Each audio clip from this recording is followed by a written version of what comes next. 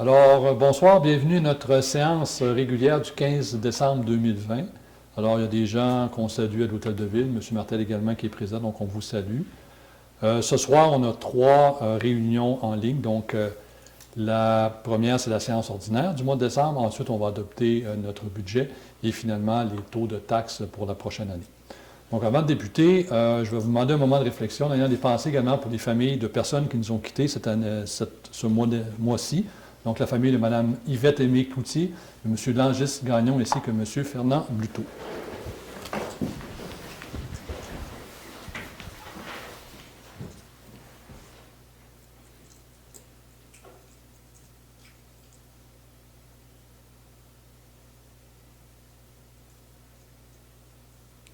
Merci.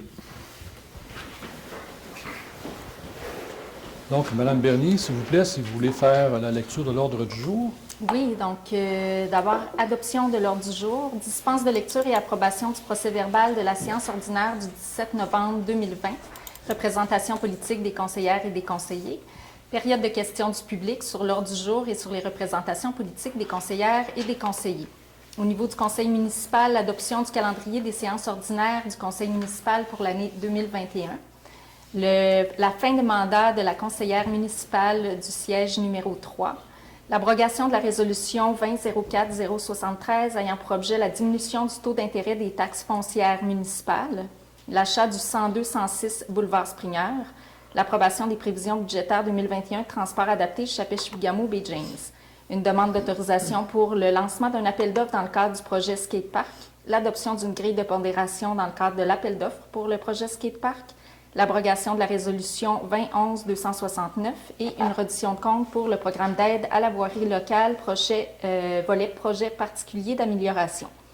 Au niveau de la direction générale et de l'administration, nous n'avons pas de points ce mois-ci. Au niveau des ressources humaines, l'amendement à la politique concernant les conditions de travail des employés cadres de la ville de Chapet. Au niveau de finances et trésorerie, l'approbation des comptes payés et à payer pour le mois de novembre 2020. L'autorisation de paiement à service EXP pour la fermeture de l'ancien dépôt de neige usé, l'autorisation pour l'octroi d'un contrat pour la recherche de fuites sur le réseau d'aqueduc, l'octroi d'un contrat et autorisation de paiement pour la rénovation du garage de l'Hôtel de Ville. Au niveau du greffe, l'adoption du règlement 20-518 concernant la tarification applicable aux services offerts par la municipalité. L'abrogation de la résolution 15-03-61, l'avis de motion et la présentation du projet de règlement concernant l'augmentation du fonds de roulement d'un montant de 100 000 $. Au niveau de l'urbanisme et de l'environnement, l'abrogation de la résolution 18-03-104, la vente de terrain 140 8e Avenue, la vente d'un terrain qui est le 144 8e Avenue. Au niveau du service des loisirs, de la culture et de la vie communautaire, une motion de félicitations à l'équipe de la Corporation des loisirs de Chapet. L'octroi d'une aide financière à M. Éric Baudry dans le cadre du projet complexe Notre-Dame de Lourdes. Au niveau des travaux publics, nous n'avons pas de points ce mois-ci. Au niveau du service des incendies, de sécurité incendie, l'offre de service de la ville de Chibougamau concernant les services techniques en prévention des incendies. Nous n'avons pas de points ce mois-ci au niveau du développement économique. Par la suite, il y aura une période de varia, une période de questions du public, puis questions ou commentaires des conseillers et des conseillères, et enfin, levée de la séance. Merci, Mme Bernier. J'aurais donc besoin d'un proposeur et d'un secondeur pour adopter notre ordre du jour. Propose. Mme Denise Larouche, secondée par Mme Tremblay. Messieurs, mes collègues, tous en accord? Oui. Merci. Donc, au point 5, dispense de lecture, approbation du procès-verbal de la séance ordinaire du 17 novembre. Donc, on a eu copie du procès-verbal de la dernière séance régulière. Alors, j'aurais besoin d'un proposeur et de secondeur pour accepter le procès-verbal. Je propose. M. Jacques Fortin propose, secondé par M. Daniel Forgue. Mes collègues autres, vous êtes d'accord? Merci. Au point 6, représentation politique des conseillères et des conseillers depuis la dernière rencontre de novembre, en commençant par la mairesse suppléante, Mme Larouche. Moi, j'ai 4 plaignés. C'est tout. Merci, Mme Larouche. M. Fortin. Alors, bonsoir, moi aussi, 4 plaignés. Merci. Merci, M. Fortin. M. Forgue. Bonsoir, moi, 4 plaignés, le 24 novembre, Assemblée de patron du Comité régional de sélection du Fonds des régions rurales. Oui. Ça, une assemblée de la table G et une de RBI. Merci, M. Ford. Madame Roxane Tremblay. Oui, bonsoir. Alors, comme tout le monde, 4 pléniers, 23 novembre, 30 novembre, 7 décembre et 14 décembre. Merci, Mme Tremblay. Et finalement, M. Lafrenière. Madame Lafrenière, 4 pléniers, plus une rencontre avec le comité de la sécurité publique le 27 novembre. Merci, M. Lafrenière. Donc, de mon côté, ça a été également un mois très occupé. On a eu quasiment un plénier à tous les semaines. Évidemment, on est en période budgétaire. Le 19 novembre, j'ai participé à la réunion mensuelle, je vais dire ça comme ça, du gouvernement régional d'Iwitch Bay James. Le 20 novembre, en compagnie de Mme Gagné, nous avons rencontré le ministère des Transports pour notre rencontre annuelle pour parler un peu des problématiques qu'on peut vivre là, au niveau des routes dans le secteur de Chappé. Ensuite, en compagnie de mon collègue M. Fogg, le 24 novembre, nous avons participé au comité de fonds d'appui au rayonnement des régions, maintenant appelé sous le nom de Fonds Régions et Ruralité. Le 26 novembre, donc, j'ai assisté également à la présentation des travaux de la phase 2 pour la relance de notre camp minier traditionnel. Vous savez qu'on travaille avec les gens de SOCEM, on travaille avec les gens de l'industrie, on travaille également avec l'Université du Québec à Chicoutimi. Donc, on est heureux là, des travaux de la phase 2 là, qui vont se terminer bientôt. Le 26 novembre, j'ai participé à une rencontre du comité de liaison Renard de Stornoway. Le 27 novembre, en compagnie de mon collègue M. Lafrenière au comité de sécurité publique, avec les gens de la ville de Chibougamau, du gouvernement régional et également de la Sûreté du Québec. Le 3 décembre, j'ai participé à la table GIR, donc GIR pour gestion intégrée des ressources du territoire, donc tout ce qui touche l'occupation de la forêt, donc avec les forestiers, les différents ministères et les différents utilisateurs comme les clubs de VTT, de motoneige, entre autres. Le 7 décembre, j'ai également participé à la conférence de presse des ministres Julien et Lafrenière sur le lancement du plan d'action nordique 2020-2023 concernant le plan Nord. Le 10 décembre, également avec mon collègue M. Fogg, nous avons participé à la rencontre mensuelle de l'administration régionale Bay James. Et finalement, aujourd'hui, donc j'ai participé à la conférence de presse pour le lancement de la 23e édition du concours aux entreprises, concours qui va se tenir réellement ou virtuellement à Chapelle au mois d'avril de mémoire, en plus des diverses et plusieurs rencontres avec le CR3S dans le cadre de la pandémie du COVID. Donc, c'était un mois très, très occupé. Ça donc rendu au point 7 pour la période de questions du public sur l'ordre du jour et sur les représentations politiques des conseillères et des conseillers. Puis il y a aussi une période de questions à la fin de l'Assemblée. Donc, à l'instant, est-ce que vous auriez des questions? Merci. M. Martel, vous réservez pour la fin? Merci. Donc, j'enchaîne au point 8, conseil municipal. Donc, en 8.1, l'adoption du calendrier des séances ordinaires du conseil municipal pour l'année 2021. Donc, à chaque début d'année, il faut adopter, ou en fin d'année, il faut adopter le calendrier pour l'année suivante. Alors, normalement, nos séances vont se tenir le 3e mardi du mois, à l'exception du mois d'octobre, où ça va se tenir le 1er mardi, donc le 5 octobre, parce que c'est une année électorale au niveau municipal. Donc, normalement, on va être en période électorale, donc le conseil municipal ne peut pas siéger, à moins qu'il y ait une situation d'urgence. Et aussi le mardi 14 décembre, au lieu que ce soit le 21 décembre. Pourquoi? Tout simplement parce que le 21 décembre, c'était très près des fêtes, de la fermeture des bureaux administratifs ici, puis on n'avait pas le temps de faire toute la paperasserie pour la fin d'année. Donc, on a décidé de faire ça un mardi avant. J'aurais donc besoin d'un proposeur de secondaire pour adopter le calendrier des séances pour l'année 2021. M. Lafrenière, secondé par Mme Tremblay. Mes autres collègues de droite, vous êtes tous en accord? Oui. Merci. Au point 8.2, maintenant, une résolution pour la fin de mandat de la conseillère municipale au siège numéro 3, Mme Lucie Tremblay. Donc, j'en fais quand même la lecture. Considérant qu'en vertu de l'article 317 de la loi sur les élections et les référendums dans les municipalités, le mandat d'un membre du conseil qui a fait défaut d'assister aux séances du conseil pendant 90 jours consécutifs prend fin à la clôture de la première séance qui suit l'expiration de cette période, à moins que le membre n'y assiste. Considérant que Mme Tremblay, conseillère municipale au siège numéro 3, a assisté pour la dernière fois à une séance du conseil le 31 août 2020 lors d'une séance extraordinaire, considérant que le délai prescrit de 90 jours consécutifs a été dépassé et que par conséquent le mandat de ce membre prend fin, considérant que Mme Tremblay également a signifié vouloir démissionner de ses fonctions, alors considérant que nous avons traité ce dossier hier en plénier, il est donc proposé d'officialiser la fin de mandat de Mme Lucie Tremblay à titre de conseillère municipale à la ville de Chappé et de remercier très chaleureusement Mme Tremblay pour son travail accompli dans le cadre de ses mandats comme conseillère municipale ayant débuté en novembre 2005 et de lui souhaiter le meilleur pour le reste. J'ai donc besoin d'un proposeur d'un secondeur. Madame Larouche, secondé par Monsieur Fortin. De toute façon, c'est unanime au niveau du conseil, donc on envoie nos meilleures zones positives à Mme Tremblay. En 8.3 maintenant, l'abrogation de la résolution 2004-073, ayant pour objet la diminution du taux d'intérêt des taxes foncières municipales. Donc, lorsque la pandémie est arrivée en mars dernier, nous avions fait une résolution pour ne mettre aucun intérêt sur les versements payés, c'est-à-dire impayés durant l'année au niveau des taxes. Donc, on va mettre fin à cette résolution-là, comme l'année se termine. Donc, il est donc résolu. Voilà, la page 4, que la Ville de Chappais abroge cette résolution ayant pour l'objet la diminution du taux de taxe foncière municipale et de procéder à l'arrêt de la suspension du calcul des intérêts sur toute taxe exigible, et ce à partir du 1er janvier 2021. Donc, comme on l'avait mentionné, on avait évalué que c'était environ 20 à 25 000 $ de perte pour la Ville de le fait de ne pas charger les intérêts sur les comptes en souffrance, mais compte tenu de la pandémie, je pense que ça a aidé certains citoyens. On en est quand même fiers là, de pouvoir avoir aidé à ça. J'aurais donc besoin d'un proposeur de secondeur pour abroger la résolution, donc mettre fin à la résolution.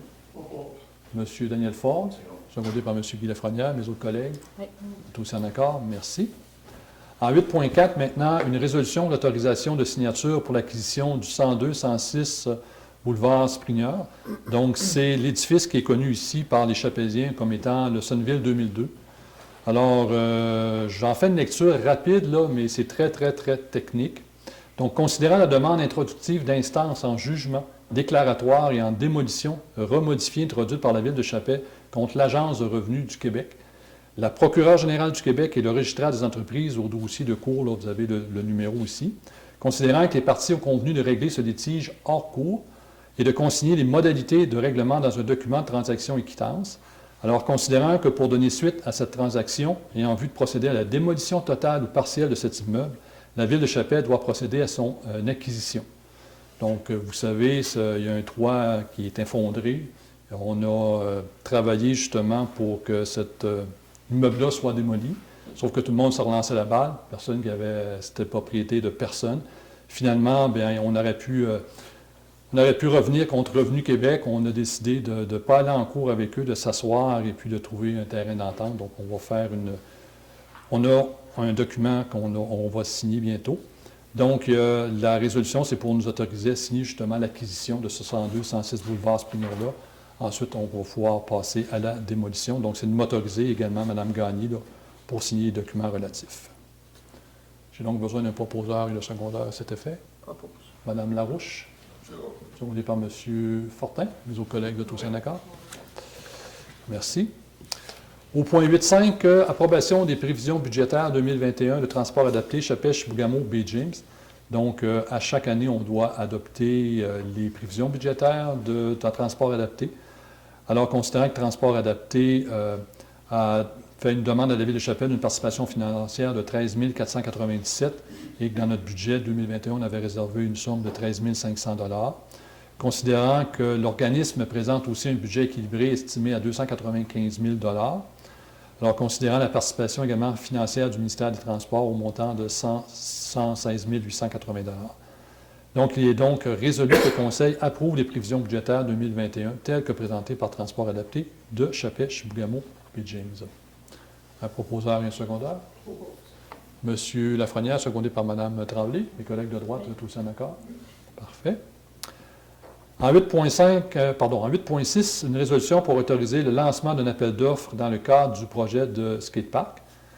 Donc, considérant que le conseil municipal a accepté le projet d'installation d'un skatepark sur le territoire de la Ville de Chappais, considérant qu'il y a lieu de lancer un appel d'offres pour la conception, la fabrication et l'installation d'un skatepark. Vous savez qu'il y a eu une démarche autour de ça là, depuis plusieurs mois. Les jeunes ont été consultés. On a travaillé avec beaucoup d'organismes pour justement monter ce projet-là. Alors, il est donc résolu que le conseil municipal autorise Mme Bernier, directrice générale et greffière, à lancer un appel d'offres relatif à la conception, la fabrication et l'installation d'un skatepark qui va être installé dans le parc intergénérationnel de Nexovia. J'ai donc besoin d'un proposeur et d'un secondeur à cet effet.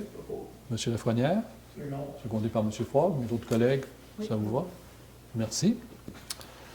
Donc, comme on lance un appel d'offres, donc en 8.7, il faut faire une résolution pour adopter une grille de pondération dans le cadre de l'appel d'offres là, pour justement faire les choses correctement. Donc, considérant l'article de la loi sur les cités et villes, la municipalité doit, dans le cadre de l'adjudication d'un contrat relatif à la fourniture d'un service professionnel, utiliser un service de pondération et d'évaluation des offres. Donc, considérant la proposition de la direction générale d'adopter la grille de pondération suivante, donc, sur un total de 100 points, 30 points seront accordés pour l'expérience du soumissionnaire, 30 points pour la qualité des projets réalisés, 15 points pour l'organisation de l'équipe de projet, 10 points pour l'échéancier de travail et présentation des biens livrables et 5 points pour la qualité de l'offre de service. Alors, considérant que nous avons discuté de ce sujet-là le 7 décembre dernier, donc résolu que le conseil municipal adopte cette grille de pondération dans le cadre de l'appel d'offres concernant la conception, la fabrication et l'installation d'un skatepark. J'ai donc besoin d'un proposeur et d'un secondeur. Propose. Mme Larouche propose. M. Fogg, vous secondez? Oui. Mes autres collègues, ça vous convient aussi? Merci. Si je vais trop vite, Mme la greffière, vous me le direz. Problème. En 8.8, maintenant, l'abrogation de la résolution 2011-269. Donc, considérant la résolution 2011-269, qui a été adoptée dans le but de compléter la reddition de comptes pour le programme d'aide à la voirie locale, donc c'est une subvention qu'on avait du ministère des Transports. Alors, considérant que suite à l'envoi de cette demande, le ministère des Transports demande que la résolution soit modifiée avant de compléter notre demande. Donc, il y a donc lieu qu'on abroge la résolution, puis on va en adopter une nouvelle tantôt avec les modifications demandées par le MTQ. J'aurais donc besoin, à cet effet, d'un proposeur et d'un secondeur pour l'abrogation. Mme Tremblay, secondée par M. Fortin. Vos collègues, vous êtes aussi en accord? Merci. En 8.9, maintenant, une résolution pour la reddition de comptes pour le programme d'aide à la voirie locale, volet projet particulier d'amélioration. Donc, comme je viens de vous en parler, c'est tout simplement de réécrire la reddition de comptes en spécifiant là, les points demandés par le MTQ dans notre formulaire de demande. Donc, j'ai besoin d'un proposeur et d'un secondeur pour qu'on puisse aller réclamer le 22 482 là, directement du programme. Alors, M. Fogg propose, secondé par M. Lafrenière. Mes autres collègues, vous êtes aussi en accord? Oui. Parfait. Point 9, direction générale. Donc, il n'y a aucun sujet ce soir. Au point 10, ressources humaines. Donc, résolution pour l'amendement à la politique concernant les conditions de travail des employés cadres de la ville de Chappé. Donc, considérant qu'il y a lieu d'assurer et de promouvoir une administration saine et équitable envers les cadres municipaux, considérant qu'en janvier 2015, le conseil municipal adoptait la politique concernant les conditions de travail des employés cadres de la ville de Chappé, considérant qu'en août 2015, le conseil municipal a fait un amendement à cette politique, considérant que cette politique doit être amendée, entre autres, c'est pour tenir compte des augmentations salariales qui ont été déposées au col bleu de la ville, mais qui n'ont toujours pas été acceptées. Je vous rappellerai que la convention collective avec l'École bleue s'est terminée depuis le mai 2019. Donc, les cadres, leur convention se terminait au 31 décembre 2018. Donc, ça fait quand même 2 ans. Donc, il y a lieu de majorer, entre autres, les salaires des employés cadres de ce que nous avons déposé à nous, au Code bleu. Alors, il est donc proposé d'amender la politique concernant les conditions de travail des employés cadres de la Ville et que cet amendement soit rétroactif au 1er janvier 2019. J'ai donc besoin d'un proposeur et d'un secondeur. M. Lafrenière propose. Secondé par M. Ford. Mes autres collègues, Oui. êtes tous en accord? Merci. Au point 11, maintenant, finances et trésorerie. Donc, en 11.1, une résolution pour l'approbation des comptes payés et à payer pour le mois de novembre. Alors, il est donc proposé que la liste des comptes payés du fonds d'administration concernant les transactions du mois de novembre 2020 s'élevant à 569 467,16 $, ainsi que la liste des comptes à payer concernant la même période et s'élevant à 171 941,22 $, soit et sont acceptés tels que déposés, et qu'on autorise le Conseil là, le paiement des comptes apparaissant dans cette liste. Un proposeur et un secondeur. M. Fortin propose, secondé par Mme Tremblay. Mes autres collègues êtes tous en accord. Donc, ce sont des comptes que nous avons vérifiés hier. Nous avons posé des questions et les réponses ont été satisfaisantes pour l'ensemble des membres du Conseil. Au point maintenant 11.2, donc une résolution pour l'autorisation de paiement à service EXP pour la fermeture de l'ancien dépôt de neige usé. Donc, considérant la réception de la facture 58 et 4084 produite par service EXP pour les services rendus jusqu'au 6 novembre 2020 d'un montant de 25 285 $ plus les taxes applicables. On se rappelle aussi qu'on a accordé un contrat pour la réalisation de la phase 2 visant à fermer le dépôt, l'ancien dépôt de neige usé, là, ce qui était situé anciennement là, aux côtés du garage Belleville. Mais on se souvient qu'il était non conforme parce que la Ville n'avait jamais demandé un certificat d'autorisation pour le faire là. Donc, on devait le fermer. Donc, considérant que ce dossier a eu la recommandation de Mme Mélanie Gagné, donc de procéder au paiement de cette facture. Alors, il est donc proposé que le Conseil municipal autorise le paiement de cette facture à la compagnie Service EXP d'un montant de 25 285 $ plus les taxes applicables. Et évidemment que les frais relatifs à la présence soient puisés là, au budget d'immobilisation, à même le poste que vous avez là, devant vous, là, mes membres du Conseil. Donc, j'aurais besoin d'un proposeur et d'un secondaire. M. Lafrenière, M. Fort, mes autres collègues, tous en accord? Oui. Merci. Donc, on attend le rapport final de EXP là, pour voir si on peut le fermer définitivement ou s'il y a encore d'autres choses à faire. Il semble-t-il que ce qu'on entend, ça ne devrait pas causer de problème. Au point 11.3, maintenant, une résolution pour autoriser l'octroi d'un contrat pour la recherche de fuites sur le réseau d'aqueduc. Donc, considérant que le Conseil municipal accordait le contrat pour la réalisation d'une étude de préfaisabilité pour le projet de construction d'une usine d'épuration des eaux à SNC-Lavalin-Stavibel. Donc, on a fait ça en 2018.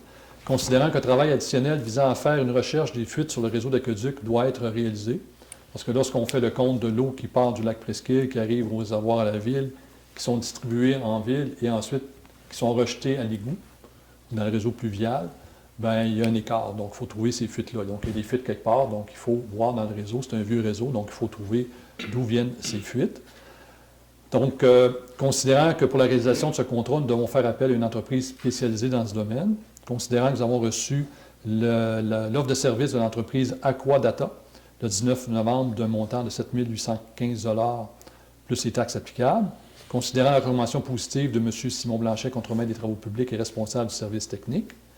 Alors, considérant également que selon l'article 573 de la loi sur les cités civiles, la municipalité peut adjuger des contrats de moins de 50 000 $ de gré à gré. Évidemment, c'est une firme spécialisée, on ne trouve pas ça à chaque coin de rue, là. Alors, considérant que nous avons traité ce dossier lors du plénier du 7 décembre, alors il est proposé d'entériner l'octroi du contrat d'entreprise Aquadata d'un montant de 7 815 $ plus les taxes applicables. Donc, ils ont déjà fait la recherche de fuite, donc on attend leur rapport incessamment. J'ai donc besoin d'un proposeur et de secondaire. M. Fortin propose. Second. Mme Larouche, seconde, ça va? Mes autres collègues, êtes tous en accord?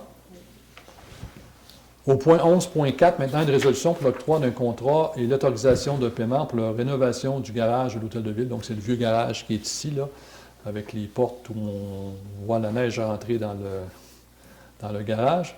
Donc, considérant la nécessité de rénover le garage de l'Hôtel de Ville, considérant l'offre de service de IFT Installation, Francis Thériault, du 11 novembre, dont les soumissions s'élèvent à 19 603,89 $ plus les taxes applicables, considérant que cette offre de service se situe en deçà de 50 000 $, donc on peut conclure une entente de gré à gré. Considérant que ce dossier a été traité lors du plénier du 9 novembre, il faut aussi rajouter que le garage, mais aussi on a la chambre électrique à agrandir là, pour notre système électrique qui commence aussi à dater, donc il a atteint sa date, sa limite, je dirais, de vie, donc il faut grossir et moderniser ce système-là. Il est donc proposé d'entériner l'octroi du contrat à IFT Installation Francis Thériault, montant de 19 603,89 $, plus les taxes évidemment applicables, pour effectuer les rénovations du garage de l'Hôtel de Ville, et que le paiement soit fait en totalité lorsque les travaux, évidemment, seront complétés, et que les frais relatifs à la présence soient pris au budget d'immobilisation, là, avec le poste budgétaire que vous voyez sur vos ordinateurs. Donc, besoin d'un proposeur et d'un secondaire. Mme Tremblay propose, secondé par M. Lafrenière. Mes collègues de droite, êtes tous en accord? Oui. Merci. Je vais en débaptiser un ce soir, je suis à peu près sûr. Là. Au point 12, greffe Donc, en 12.1, l'adoption du règlement 20-518 concernant la tarification applicable aux services offerts par la municipalité. Donc, à chaque année, on revient en décembre pour regarder si les services, la tarification aux services qu'on offre à la municipalité, s'ils demeurent inchangés ou ils sont augmentés. Donc, il y a certains tarifs qui vont demeurer le même prix, mais certains tarifs ont été augmentés là, de 2 %. Donc, il y a donc lieu que le conseil municipal adopte le règlement 20-518 concernant la tarification applicable aux services offerts pour la municipalité, ça évidemment à partir du 1er janvier. Un proposeur et un secondeur. M. Fortin, secondé par M. Ford, mes autres collègues. Oui. Ça vous va. Ensuite, en 12.2, l'abrogation de la résolution 1503-61 qui touchait le fonds de roulement. Donc, 15, ça veut dire que c'est en 2015. Donc, considérant que la résolution 1503-61 était adoptée dans le but d'abroger le règlement 14-427, donc c'est un règlement qui datait de 2014. Ensuite, considérant qu'un règlement peut seulement être abrogé par un autre règlement. Donc, on avait un règlement, on l'a abrogé par une résolution, donc on ne pouvait faire cela. Donc, considérant, comme je viens de le dire, que le règlement 14-427, c'est ça. Considérant qu'un nouveau règlement visant à abroger le règlement 14-427 a été préparé, sera adopté à une séance ultérieure, mais on va l'adopter bientôt, là. Il est donc résolu que la Ville de Chapais abroge sa résolution concernant l'abrogation du règlement 14-427. C'est une technicalité, mais c'est pour se rendre vraiment conforme à la loi, là. L'intention était correcte, mais c'est dans les termes qu'on a eu une erreur. Un proposeur et un secondeur. M. Lafrenière, secondé par Mme Tremblay. Les collègues à droite, vous êtes aussi en accord? Oui. Merci. J'arrive donc au point 12.3, donc l'avis de motion pour présenter le projet de règlement concernant l'augmentation du fonds de roulement. Donc, on va déposer ultérieurement, donc en janvier, un règlement pour augmenter le fonds de roulement d'un montant de 100 000 $. Donc, M. Forgue, est-ce que vous donnez l'avis de motion? Oui, M. le maire. Parfait. Donc, Mme Bernier, la portée du règlement, bien, c'est le fonds de roulement qu'on peut utiliser donc, à la Ville. Donc, on peut s'emprunter à nous-mêmes pour ensuite se rembourser sur une période de 5 ans. Et avec le 100 000 $, le fonds de roulement va être établi à combien, Mme Bernier? Je crois que ça va être monté à 250 000. À 250 000. Est-ce que vous me confirmez les autres, me semble? En tout cas, on augmente de 100 000. Là, faudrait, on a beaucoup de chiffres en tête ces temps-ci. On vous confirmera l'information. Donc, au point 13, maintenant, urbanisme et environnement. Donc, en 13.1, l'abrogation de la résolution 18-03-104. Alors là, on l'abroge, mais pas parce qu'on a fait une erreur, mais tout simplement, c'est une résolution qui a été adoptée dans le but de vendre un lot dans le parc industriel. Et considérant que la transaction n'a jamais été conclue parce que les acheteurs se sont retirés, donc il y a donc lieu d'abroger la résolution. Donc, j'ai besoin d'un proposeur et d'un secondeur. M. Fogg propose, M. Fortin, vous secondez. Les autres collègues êtes tous en accord? Merci. Ensuite, au point 13.2, donc une résolution pour la vente d'un terrain au 148e avenue. Donc, considérant que la Ville désire vendre des terrains de maisons mobiles pour lesquels elle est propriétaire, considérant que M. Boisvert, André de son prénom, a présenté une demande d'acquisition d'un terrain situé sur la 8e avenue, dans le secteur des maisons mobiles et portant le numéro de lot 6-408-825, considérant que ce dossier a été traité lors du comité plénier du 16 novembre. Il est donc résolu que la Ville de Chapais autorise la vente de ce lot ayant une superficie de 934,3 m², M. André Boisvert, que le prix de vente du terrain est établi, selon nos tarifications en vigueur, à 4 $ du mètre carré, et que la vente soit conditionnelle aux conditions suivantes, c'est-à-dire l'acheteur doit signer une promesse d'achat, les frais relatifs à la transaction, notamment les frais d'arpentage et de notaire, sont à la charge de l'acheteur, la vente est faite au comptant et doit être versée en un seul paiement, et que le conseil municipal autorise Mme Marie-Ève Bernier ou encore Mme Mélanie Gagné à signer les documents relatifs à la présente. Un proposant et un secondeur là-dessus. Mme Larouche, secondée par M. Lafrenière. Vos collègues êtes aussi en accord? Merci. Donc, en 13.3, maintenant, une autre résolution pour la vente d'un terrain. Donc, c'est des terrains voisins, donc 144 8e avenue. C'est toujours aux mêmes conditions, mais l'acheteuse, voilà, l'acheteuse. C'est Mme Jacinthe Gosselin, donc c'est le lot 144 8e avenue. Le lot est un petit peu plus petit, c'est 855,8 m², donc toujours à 4 $ du mètre carré, avec les mêmes conditions que je vous ai vues tantôt à la résolution précédente. Donc également lieu d'autoriser Mme Bernier et Mme Gagné à signer les documents relatifs à la présente. J'aurais donc besoin d'un proposeur et de secondeur. M. Fogg propose, secondé par M. Lafrenière. Vos collègues êtes aussi en accord. Merci. Et ça va bien parce qu'on a vendu quand même plusieurs là, terrains de maisons mobiles qui étaient loués avant, donc on est heureux de ça. Point 14 maintenant, donc service des loisirs, de la culture et de la vie communautaire. Donc en 14.1, donc une motion de félicitations à l'équipe de la Corporation des loisirs. Donc, considérant que la population de la ville de Chappey a eu la chance de vivre un moment magique, notamment par la remise de présents aux aînés et aux enfants accompagnés d'une parade du Père Noël les 5 et 6 décembre dernier. Donc, avant ça, on faisait une grosse fête à la salle communautaire. Maintenant, on a été justement vers les enfants, vers les aînés, avec les bénévoles, camions de pompiers, tout ça. Donc, ils se sont déplacés là, dans les rues de la ville. Considérant que le succès de cet événement a été rendu possible grâce à la contribution au dynamisme de l'équipe de la Corporation des loisirs de Chappey, puis je rajouterai également le bénévolat de nos pompiers. Alors, considérant qu'il y a lieu de souligner l'excellent travail de toute l'équipe de bénévoles, alors il est résolu qu'une motion de félicitations soit adressée à toute l'équipe de la Corporation des loisirs de Chappey pour la réalisation de cet événement, puis je rajouterai également là, les pompiers volontaires qui ont participé. Un proposeur et un secondeur pour les féliciter. M. Fortin, secondé par Mme Larouche, mais aux collègues, je pense que c'est unanime. Merci. Ensuite, une résolution en 14.2 pour l'octroi d'une aide financière à M. Éric Baudry dans le cadre du projet Complexe Notre-Dame de Lourdes. Donc, considérant que M. Baudry veut se porter acquéreur du 22 2e Avenue, qui est présentement la propriété de la paroisse Notre-Dame de Lourdes, considérant que ce bâtiment a besoin d'une évaluation pour vérifier la condition de la propriété afin d'établir les coûts réels du projet de Complexe Notre-Dame de Lourdes, considérant qu'en vertu de sa résolution 2013-09-17, la Ville de Chappey adoptait sa politique d'attribution des aides financières.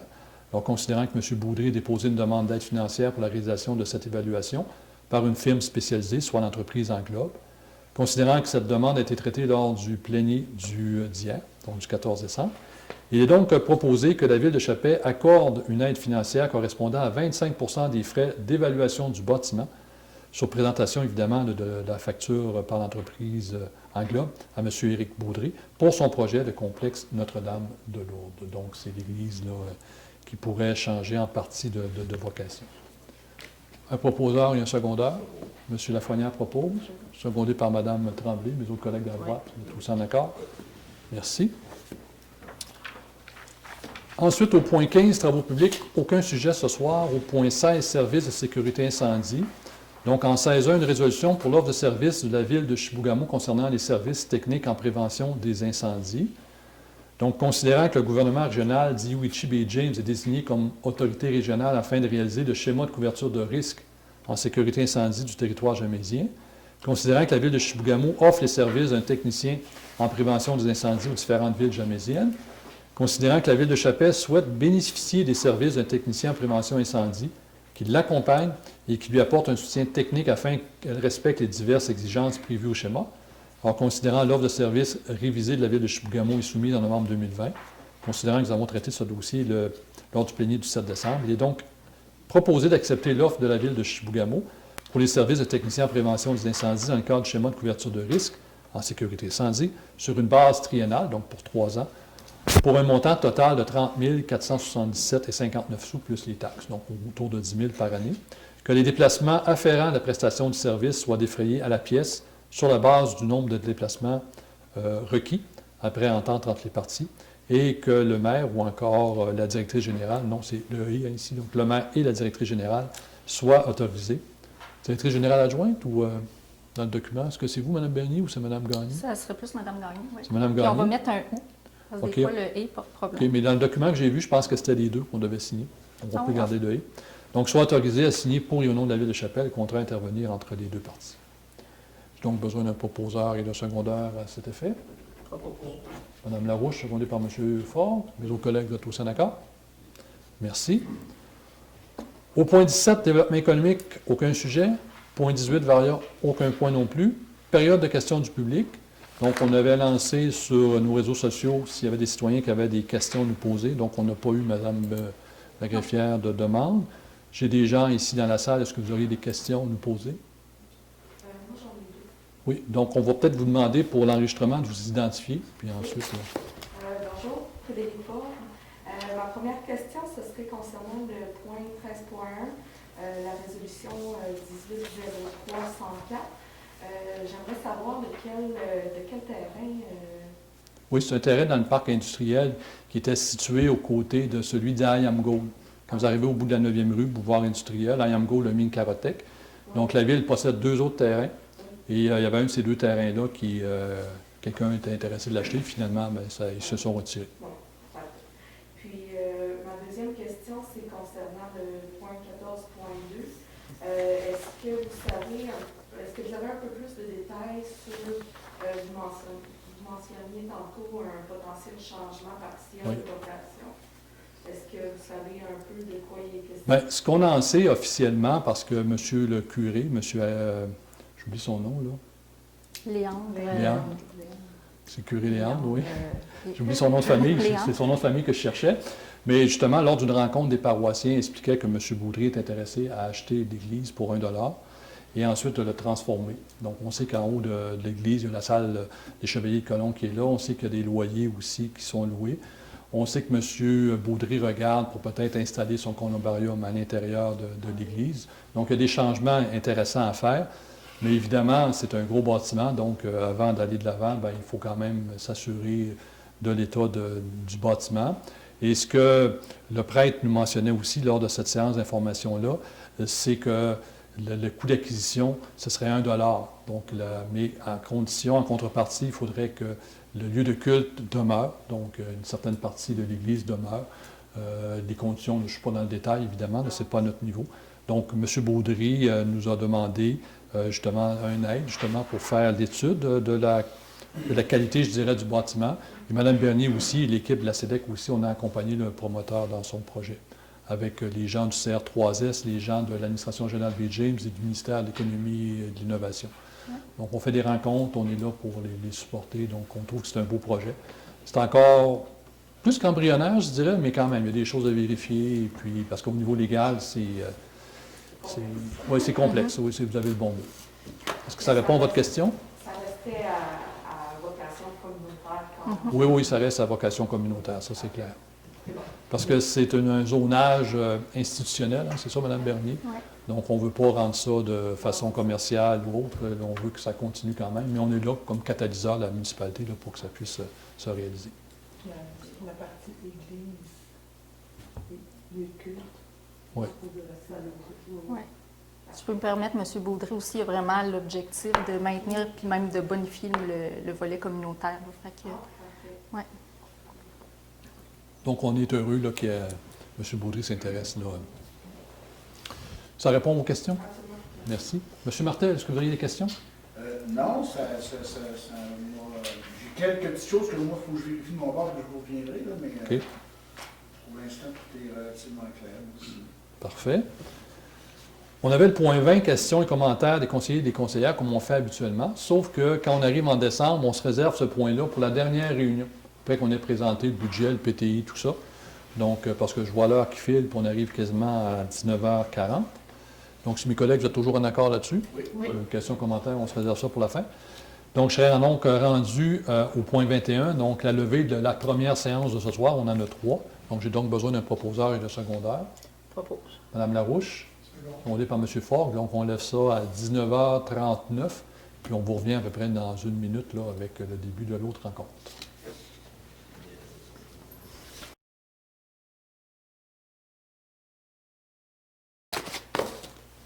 Alors, rebonsoir tout le monde, 19h40, donc bienvenue à notre séance extraordinaire où nous allons adopter notre budget pour l'exercice financier 2021 ainsi que le programme triennal d'immobilisation qu'on appelle le PTI dans notre langage.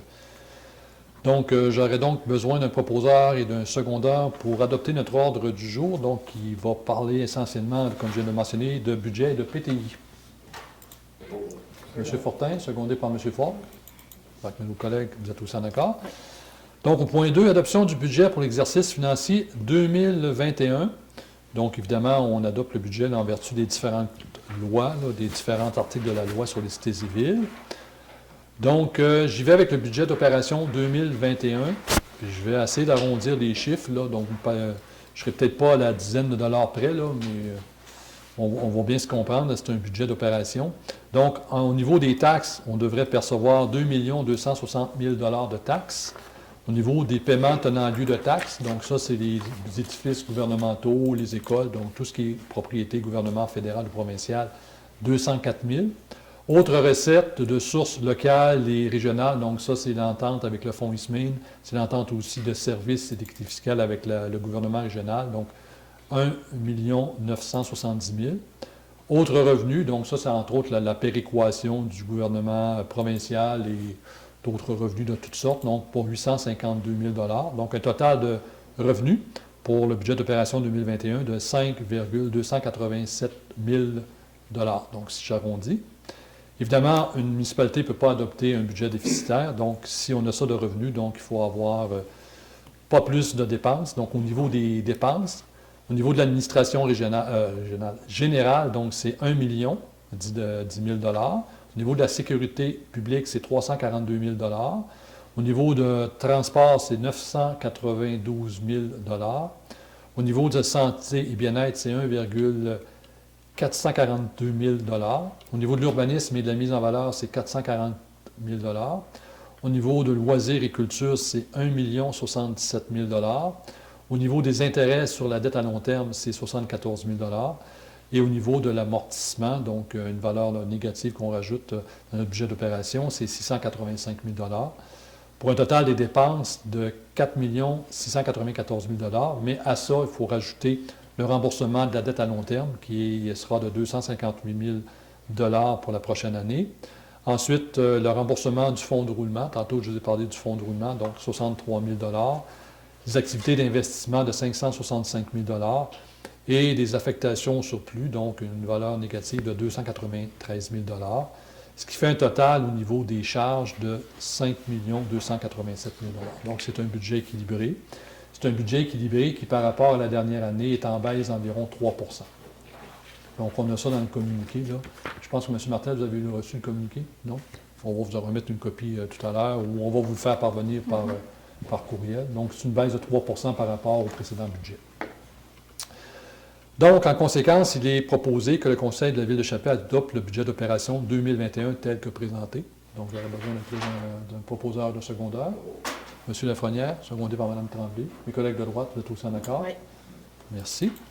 Au point 3, maintenant, adoption du programme triennal en immobilisation 2021, 2022, 2023. Donc, on doit planifier notre programme de dépenses en immobilisation pour les 3 prochaines années. Je vous dirais que l'année 2021, c'est ce qui est le plus sûr. Pour 2022, 2023, ça commence déjà à être du long terme pour une municipalité. Évidemment, pour l'année 2021, il y a des dépenses qui sont là, qui normalement devraient être assujetties aussi à des aides gouvernementales. Donc, si les aides gouvernementales sont là, on va réaliser certaines activités. Si les aides gouvernementales, pour une raison quelconque, ne sont pas là, bien, ça peut arriver que ça soit déplacé là, pour une année 2022 ou 2023 ou subséquente. Donc, je vais juste m'intéresser à la colonne du 2021, là, ceux qui ont le document, parce que 2022 comme 2023, c'est du long terme. Et si jamais, M. Martel, vous avez des documents, vous avez des questions 2022, 2023, gênez-vous pas, je vais pouvoir aussi y répondre. Donc, au niveau du service technique, donc au niveau, on a une catégorie qu'on appelle projet de conformité environnementale. Donc, ça, c'est des obligations au niveau du ministère de l'Environnement. Donc, il faut réaliser tout ça. Fermeture de l'ancien dépôt de neige usée, donc on a budgété un 5 000. Comme je vous ai dit tantôt, on a fait la première phase, donc les forages, tout ça. On verra par la suite, mais semble-t-il que ça sent bon. Donc, on a mis quand même un montant là, pour fermer le dossier. Fermeture du bassin d'Extivia, donc c'est l'ancien lieu d'enfouissement sanitaire. Donc, c'est des choses qu'on n'a pas pu faire cette année, mais qui ont été reportées en 2021, donc 82 000. Usine d'épuration des eaux usées, bon, on vise plus 2024 parce qu'il y a encore beaucoup d'études à faire. Donc, on a mis 28 500 dans ce projet-là pour 2021. Achat des installations de compteurs d'eau. Donc, on a une obligation, justement, au niveau du ministère de l'Environnement d'installer des compteurs d'eau dans les commerces et certains dans certaines résidences, donc 89 000 $. Ça aurait dû être fait cette année. Ça a été reporté à l'an prochain. La raison, c'était le COVID, parce qu'on ne pouvait pas entrer dans les maisons pour faire l'installation. Évidemment, c'est à coût nul là, pour les résidents. Donc, c'est la Ville qui installe ça à ses frais. Bien, je dis à coût nul, il faut s'entendre parce que les revenus de la municipalité viennent en partie des citoyens. Là. Ensuite, l'étude de vulnérabilité de la source d'eau potable. Donc, aux 5 ans, il faut faire une étude de vulnérabilité de notre source d'eau potable. Donc, on sait qu'on a une qualité d'eau exceptionnelle qui provient d'un ESCAR. Donc, aux 5 ans, le ministère nous demande de faire une étude. On est en train de faire l'étude, donc on a un budget de 80 000 $ là-dessus. Ensuite, la mise à jour du programme de gestion des matières résiduelles, ce qu'on appelle le PGMR, donc 12 000. Donc, il faut le mettre à jour régulièrement. Donc, c'est prévu au niveau des projets de conformité environnementale.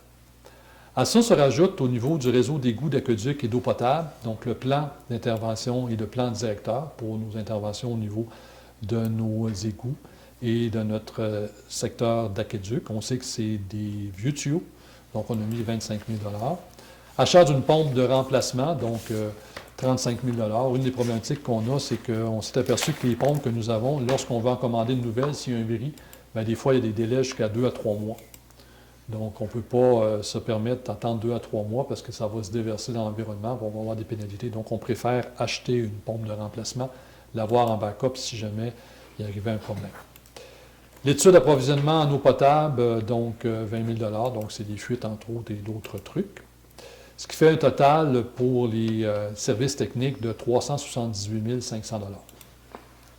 Ensuite, je m'en vais au niveau des travaux publics. Donc, en 2021, ce qu'on prévoit faire, construction et réfection de trottoirs pour 9 000 $.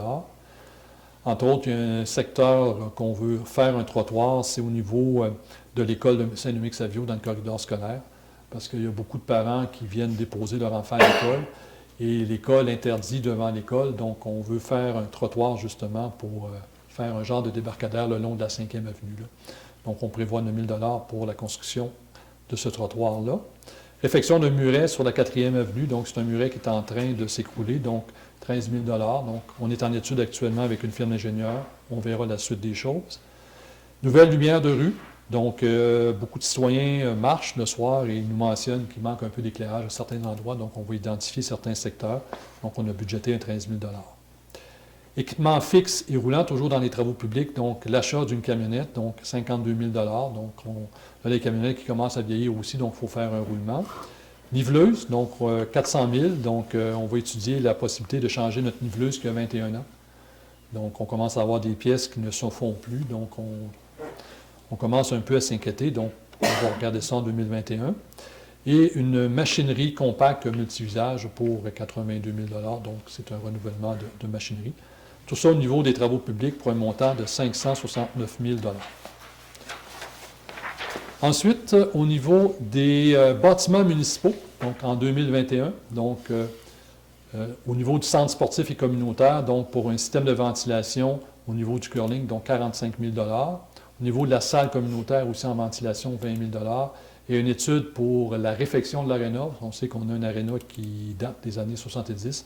Donc, on va faire une étude pour voir le coût d'une réfection de l'aréna. Donc, qu'est-ce que ça pourrait être? Donc, il faut être prêt parce que quand les programmes gouvernementaux sortent, bien, il faut avoir quelque chose dans notre portfolio. Donc, on va faire une étude. Donc, on a budgété 24 000 $ à ce sujet.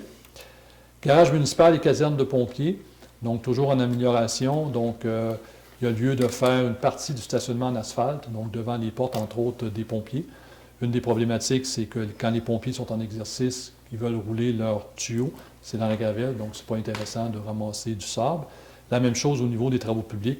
Donc, il y a beaucoup de gravier avec du sable en avant, donc ça rentre, je ne veux pas dire à la pelletée, mais ça rentre pas mal avec l'équipement là, dans le garage. Donc, il y a lieu de faire un stationnement en asphalte pour nettoyer tout ça. C'est un projet aussi qu'on parle depuis plusieurs années, donc un dôme pour le sel et le sable. Donc, on louait une entreprise 4 000 $ par année là, pour entreposer notre sel durant l'hiver. Donc, on a pris la décision de regarder pour installer un dôme pour le sel et le sable, là, maintenant qu'on a un grand terrain autour du garage municipal, donc 90 000 $.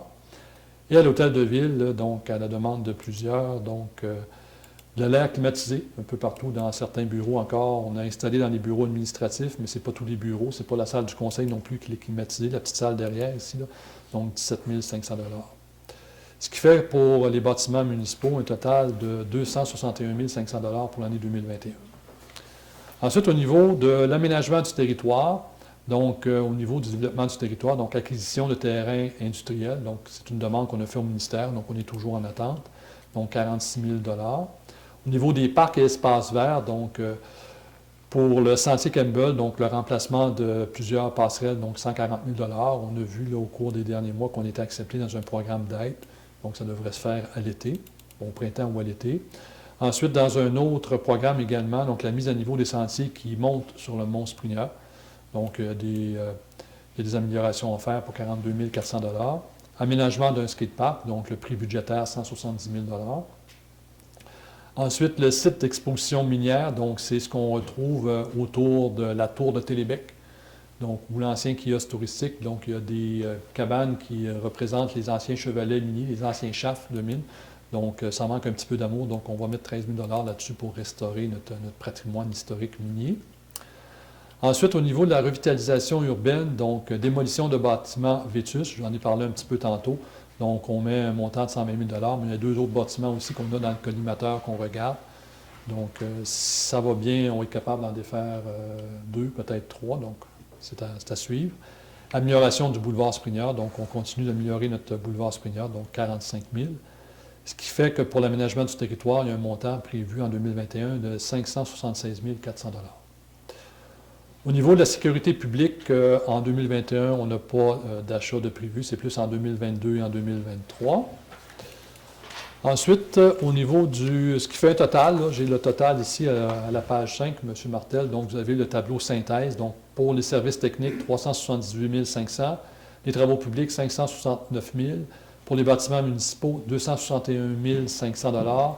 L'aménagement du territoire, 576 400, sécurité publique 0. Donc, pour un total, dans le programme triennal d'immobilisation 2021, de 1 785 400 $.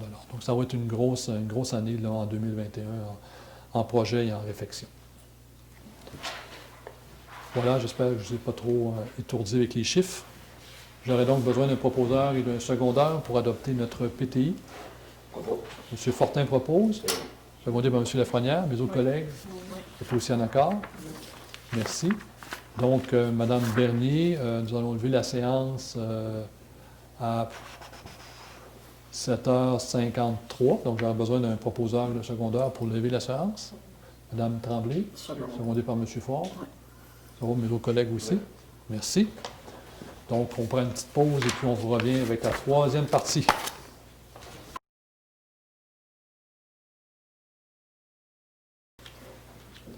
Alors, bonsoir, bienvenue à notre autre séance extraordinaire, donc de 19h50, il est 19h54, qui va porter sur l'adoption des taux de taxes. J'ai donc besoin d'un proposeur et d'un secondaire pour ouvrir notre séance. Mme Larouche propose. Secondé par Mme Tremblay. Donc, messieurs, mes collègues, vous êtes en accord? Merci.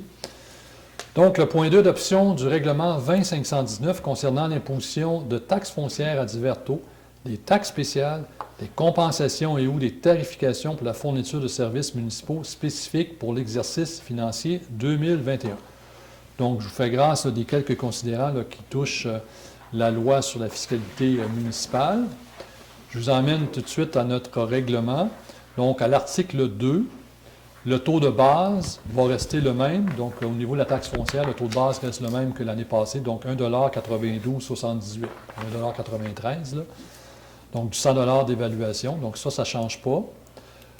Au niveau de la catégorie résidentielle, on a ajouté cette année une catégorie agricole, parce que vous savez, on a un projet de serre.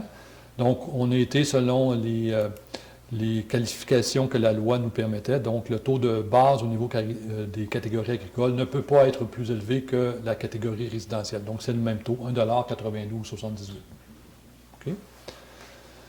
Ensuite, au niveau des autres bâtiments, donc ça reste les mêmes choses. Donc, au niveau industriel, c'est 5,63 $ du 100 $ d'évaluation. Au niveau des commerces, ça reste à 4,40 $ du 100 $ d'évaluation. Pour les terrains vagues non desservis, donc la loi ne nous permet pas d'aller à plus de 2 fois le taux de la taxe résidentielle. Donc, ça ne change pas. Donc, on est à 3,85 $ et 56 $. Donc, au niveau des taxes foncières, c'est un gel complet. Donc, il n'y a pas aucune modification. Au niveau de la taxation maintenant des services municipaux spécifiques, donc, au niveau de l'article 3, au niveau des matières résiduelles, donc ça, c'est les poubelles et le recyclage, c'est aussi le service à l'écocentre, tout ce que ça entraîne. Donc, il y a une augmentation de 3 parce que le contrat que nous avons avec Recyclage Ungava augmente de 3 par année. Donc, on augmente le taux. Donc, ce qui veut dire que pour une résidence unifamiliale, le taux va être à 240. Il était donnez-moi 2 instants, il était à 233 l'an dernier, donc il va monter à 240. Donc, une augmentation de 7 pour l'année. Les autres classes ont subi également la même majoration de 3 OK? La différence que nous avons ajoutée cette année, c'est à la classe 109. Donc, c'est une résidence avec chambre à louer, donc avec une chambre. Donc, c'est le même taux qu'une maison unifamiliale, 240. Mais ensuite, on rajoute par chambre supplémentaire 96 $. Donc, on sait qu'il y a de plus en plus de maisons de chambre. C'est des travailleurs qui viennent de l'extérieur, donc au niveau de l'eau potable, j'en parlais tantôt, mais aussi au niveau des matières résiduelles, donc ils produisent plus de matières résiduelles. Vous savez, des fois, on a des maisons de chambre qui sont 6 travailleurs versus une petite maisonnée où il y a peut-être 2 enfants, donc ils produisent un peu plus de matières résiduelles qu'une maison normale, je dirais. Donc ça, c'est la modification qu'on a fait à la classe 109, mais tous les taux ont été majorés, comme je vous disais tantôt, de 3 Ensuite, à l'article 4, au niveau de la distribution de l'eau potable, donc comme nous faisons à chaque année, juste avant de passer de l'eau potable, ce qu'il faut dire aussi, là, on a augmenté ça de 3 mais ça ne tient pas compte maintenant des nouvelles directives gouvernementales au niveau de la disposition du bois urbain qu'on a à l'écocentre. Donc, quand vous allez porter vos vieux 2x4, tout ça, il faut en disposer. Avant ça, on faisait brûler ça à Chapé Énergie, donc c'était à moindre coût. Maintenant, il faut descendre ça dans le sud. Donc, avec la production de gaz à effet de serre que ça fait. L'an passé, l'opération, ça nous a coûté autour de 80 000 $. Lorsqu'on allait à Chapé Énergie, ça coûtait, je vais arrondir un chiffre, là, j'avance un chiffre comme ça, peut-être 10 000 $. C'est une fraction du coût. Okay? En fait, c'était gratuit. C'était même gratuit. Bon. Ouais. C'est juste le transport. Et la même problématique, on a adressé ça à M. Julien, là, le ministre des Ressources naturelles, en septembre dernier. Oui, en septembre dernier. Et les gens d'Abitibi, le ministre Pierre Dufour me disait qu'en Abitibi, c'était la même problématique. Ils ne peuvent plus enfouir le bois, ils ne peuvent plus s'en départir comme ils veulent. Ils doivent descendre ça à un endroit où ils vont le brûler. Dans le sud de eux, c'est en Outaouais. Donc, on est un peu perplexe parce qu'on produit des gaz à effet de serre pour aller descendre ça dans le sud pour le faire brûler. On pourrait économiser aussi au niveau municipal. On n'est pas une ville qui est riche. Donc, il me semble qu'il y a des choses à faire. La même chose également, le tarif ne tient pas compte aussi de tout ce qui est briques, béton et asphalte, maintenant qu'on doit recueillir dans notre BBA.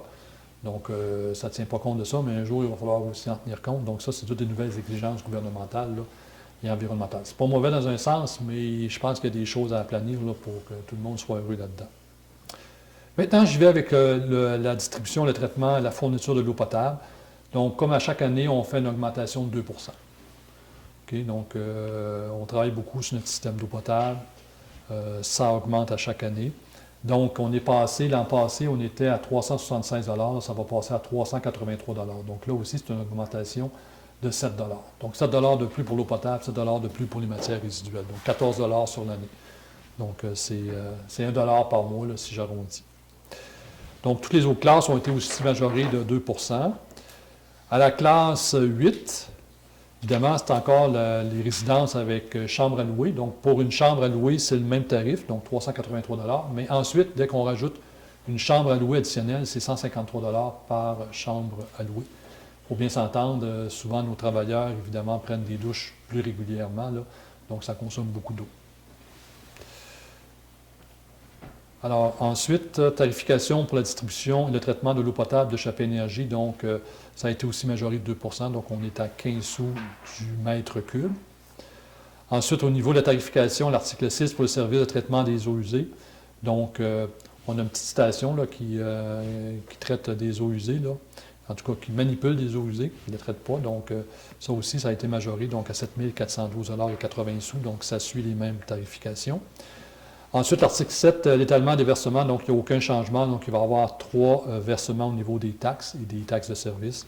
Donc, premier versement qui va être dû au plus tard le 12 mars. Le deuxième versement le 11 juin 2021. Et le troisième le 10 septembre 2021. À moins qu'au niveau de la COVID, on vive une troisième vague. Mais là, avec l'arrivée du vaccin, ça devrait se calmer, là, j'espère bien. Ensuite, l'article 9, les frais relatifs aux chèques sans provision, ça demeure pareil à 40 $. Les paiements de taxes et services doivent se faire également en même temps en 3 versements, comme on le mentionnait tantôt. Ensuite, c'est tout. Donc, l'abrogation de l'article 10, c'est l'ancien règlement qu'on abroge. J'aurais donc besoin d'un proposeur et d'un secondeur. Propose. Mme Larouche propose. Second. Secondé par Mme Tremblay. Messieurs les collègues, vous êtes aussi en accord? Merci. Nous serions donc rendus au point 3. Je vais déroger un petit peu. Je vais y aller avec une période de questions du public. Je ne sais pas si vous auriez des questions sur ce qu'on vient de vous dire. Monsieur Martel, est-ce que vous auriez des questions? Non, je pense que Ça va? c'est très clair. S'il y a des questions, ne vous gênez pas. On n'est pas plus loin que le téléphone, soit moi ou encore Mme Bernier. J'irai donc à questions et commentaires des conseillers et des conseillères. Donc, en commençant par Mme Larouche. Bon, moi, je vais vous souhaiter des joyeuses fêtes et soyez prudents. On revient en janvier. Merci, Mme Larouche. Monsieur Fortin? Également, la même chose. On souhaite des joyeuses fêtes, soyez prudents. Moi, je vous invite à faire une petite marche de danse. D'abord, on ne peut pas se rencontrer dans les maisons des grosses gangs, mais si on se rencontre en ville et qu'on se fait des saluts dans les rues, on fait une petite marche, mettre de la vie un peu dans le village, ça fait plaisant. Manque de lumière encore un peu. Là. Moi, je vous invite à décorer. À pas à faire et tout, là, de la décoration à mettre dehors encore. Ben, je vous invite là, à mettre un peu de vie, un peu de gai. Ça achève les affaires, les efforts. Je suis comme ben du monde, là, moi mes enfants ne pourront pas venir à Noël. Fait que ils sont dans la zone rouge, ils sont à risque. Fait que je vous invite là, à la prudence, soyez prudents, puis passez des bonnes fêtes. Merci. Merci, M. Fortin. Puis je fais un peu de pouce sur ce que vous dites, parce qu'il y a une activité d'organiser, là, c'est le 20, hein, c'est le 20 décembre, par M. Folco, entre autres, là, à partir de 16 h. Donc, on demande de mettre des décorations, de mettre de la musique, de se mettre un objet de Noël, puis de prendre des marches. Donc, regardez ça sur le site Facebook de la Ville, vous allez avoir l'information. Donc, je vous invite à faire ça. Donc, M. Fortin, c'est une belle initiative. J'espère que je vais vous voir marcher, en espérant qu'il ne fasse pas trop froid. Ouais. M. Ford. Joyeux, oui. Joyeuses fêtes et soyez prudents. Sortez sur les routes. Parfait. On ne sortira pas loin, M. Ford. Merci, M. Ford. Mme Tremblay. Pour donner un petit coup de pouce à ce que M. Fortin disait, il y avait un concours pour les décorations de Noël. Là, je me souviens plus, c'était jusqu'au 20. En tout cas, pourquoi j'ai écrit la date? Saint-Sylvain. Jusqu'au 20. C'est le- Vous prenez une photo, vous envoyez votre photo de vos décorations de Noël Service de loisirs. au service de loisirs. Il y a aussi le patinage libre de Noël qui est organisé par le service de loisirs du lundi 28 décembre au mercredi 30 décembre, de 13h30 à 15h30. Fait qu'il y a il y a de la musique de Noël, il y a un beau décor féerique de Noël. Fait que c'est plaisant. Puis si vous me permettez, Mme Tremblay, je rajouterais, dépendamment des directives de la santé publique, là, on a eu les choses ce soir, là, le temps d'analyser, de gérer tout ça. Donc, regardez nos pages Facebook, là, c'est là que l'information va être très, très précise, parce que pour l'instant, on passe, M. Martel, en zone orange, à partir du 17. Passe en zone orange à partir de jeudi, sauf que On revient en rouge. théoriquement, on ne reviendrait pas en rouge, on est dans les zones d'exception. OK. Il faut faire le couteau, là. OK, on va vous écouter. J'ai une analyse à faire en arrivant tantôt. Oui, parce qu'on a eu l'information sur l'heure du souper, c'était pas clair. C'est pas clair, effectivement. Il essaie d'être clair, mais pourtant, d'habitude, ils sont plus compliqués dans ce temps-là. OK, parfait. Mme Tremblay? Je voulais juste rajouter que je voulais juste mentionner que ça fait 7 ans que je suis conseillère. Mme Tremblay aussi, ça faisait 15 ans. Fait que j'ai quand même travaillé 7 ans, dans mon cas, 7 ans avec Mme Tremblay. Ça a été 7 belles années, c'est plaisant de travailler avec. Puis je lui souhaite bonne chance, ou en tout cas, beaucoup de bonheur, ou je ne sais pas comment, mais en tout cas, j'ai été contente de travailler ces 7 dernières années avec elle. Merci. On va lui transmettre. De toute façon, on va envoyer une carte à Mme Tremblay. M. Lafrenière? Oui, pour un petit rappel, comme à chaque année, la permission de se stationner dans les rues pendant la période des fêtes, qui se situe du 23 décembre au 3 janvier inclusivement. Avec la permission, il n'y a pas de règlement pendant cette période-là. Si jamais vous receviez de la visite, ça me prendrait, en tout cas, vous avez la permission de vous stationner dans la rue. Puis sur ça, ben, vous souhaite d'excellentes fêtes. Passez du bon temps. Faites bien de le mentionner, on est accueillant, mais peut-être que cette année, ce règlement-là, ça ne On ne pas, mais On n'a pas de la rue. on n'aurait pas besoin de la rue. Écoutez, moi aussi, je me joins à mes collègues là, pour vous souhaiter un bon temps des fêtes. Évidemment, je vous demande de respecter, dans la mesure du possible, les consignes de la santé publique. Suivez l'actualité. Vous pouvez écouter M. Martel à la radio, les gens aussi à la télé, les pages Facebook pour vous renseigner, parce que ça bouge énormément. Je pense que tout le monde travaille fort pour qu'on essaie, les Québécois, les Gémédiens, de passer un Noël, un temps des fêtes, en tout cas, pas si pire, là, je vais dire ça comme ça. Donc, je vous demande quand même de respecter les consignes de la santé publique. Je pense que c'est tous ensemble qu'on va réussir à passer au travers de ça. Puis je pense qu'on a plus de faits qui nous en restent à arriver. Le vaccin est arrivé, tout ça. Donc, les journées vont commencer à rallonger dans pas grand temps. Donc, regardons le positif. Je vais vous demander aussi, je vais vous inviter même à notre prochaine séance, première séance de 2021, le 19 janvier, donc à 19h. Donc, soyez présents. Donc, je vous demande de vous porter très bien.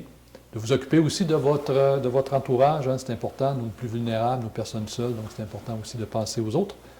Et sur ça, je vais demander un proposeur, un secondeur pour lever notre séance à 20h09. Monsieur Lafrenière. Monsieur Fortin. Donc, merci aux gens qui nous ont écoutés religieusement durant la dernière année. Merci à Marie-Christine pour la caméra, Monsieur Martel et gens du public, merci aussi de votre présence. Donc, on se revoit l'année prochaine.